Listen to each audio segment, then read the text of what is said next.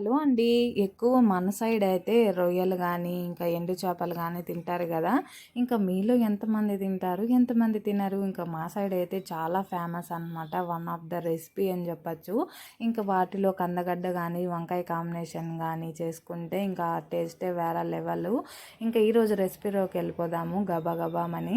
ఇంకా ఆయిల్ వేసేసుకొని మసాలా దినుసులన్నీ యాడ్ చేసేసుకున్నాను. ఎర్రగడ్డ, తెల్లగడ్డ, కరివేపాకు కూడా వేసేసుకొని వేయించేసుకున్నాను.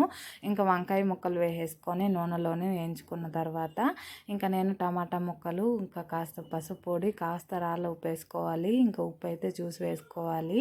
ఆల్రెడీ ఇంకా రొయ్యల్లో ఉప్పు ఉంటుందన్నమాట. లిడ్ క్లోజ్ చేసేసుకొని టమాటా ముక్కలు ఉడికిపోయిన తర్వాత కారపొడి, ఇంకా రొయ్య ముక్కలు కూడా వేసేసుకొని మంచిగా కలుపుకున్న తర్వాత తగినంత వాటర్ అయితే యాడ్ చేసుకొని రొయ్యలు ఉడికించేంత వరకు పెట్టుకోవాలి. లాస్ట్లో చింతపండు రసం పిండేసుకుంటే ఆ వాసనకే నోరు ఊరిపోతుంది. ఇంకా ఈ వీడియో